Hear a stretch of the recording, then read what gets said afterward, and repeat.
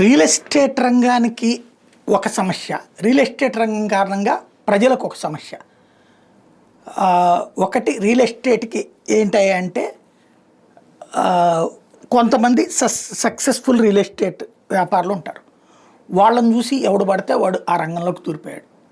స్థలం కొనాలా, non litigation అయ్యి ఉండాలా, ఏదో లిటిగేషన్ ఎవడో ఒకడు పెడతాడు, దాన్ని ఫేస్ చేయాలి లీగల్గా. అదేమీ లేకుండా అంత ప్రశాంతంగా ఉండేలా చూసుకోవాలా.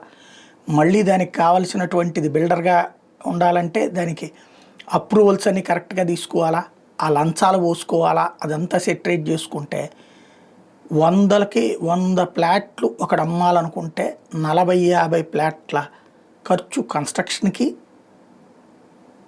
ఇంకొక 30 ఫ్లాట్ల ఖర్చు వీళ్ళందరికీ లంచాలకి సరిపోతుంది.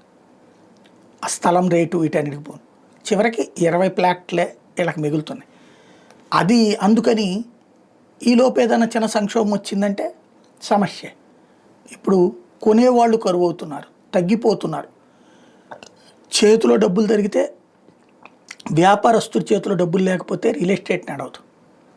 రియల్ ఎస్టేట్లో అనుకున్న ప్లాన్ ప్రకారం జరగకపోతే ఆ సంస్థలు కుచించుకుపోతాయి. మనం ముందు డబ్బులు కట్టి ఆ తర్వాత ఆ సంస్థ సక్రమంగా నడవకపోయినా మునిగిపోయేది మనమే. ఇప్పుడు తాజాగా భారతదేశంలో 4,30,000 మంది ఈఎంఐలు అయితే కడుతున్నారు, కానీ వాళ్ళకి జీవితంలో ఇల్లు వచ్చే పరిస్థితి లేదు. ఈ బిల్డర్లు ముందు అనుకున్నటువంటి విధంగా ప్రాజెక్టులో తేడాలు వచ్చేసి వాళ్ళు డిఫాల్ట్ అనౌన్స్ చేసేసుకున్నారు. వాళ్ళు డిఫాల్ట్ అని అనౌన్స్ చేసేసుకుంటే వాడికి ఆల్రెడీ అడ్వాన్స్ కట్టుంటాం, 5 లక్షలు, 10 లక్షలు, 20 లక్షలు అట్లాగా, ఆ ఫ్లాట్ రేటును బట్టి. అలాంటి వాళ్ళకి వీళ్ళేమో లోన్ కట్టుకుంటారు, ఇంటి సొంతదారు ఎవరు, ఇల్లు రాదు ఎప్పటికీ. ఇలాంటి పరిస్థితి 4,30,000 మందికి వచ్చిందట ఈ దేశంలో. కాబట్టి జాగ్రత్తగా చూసుకోవాలా మధ్యతరగతి.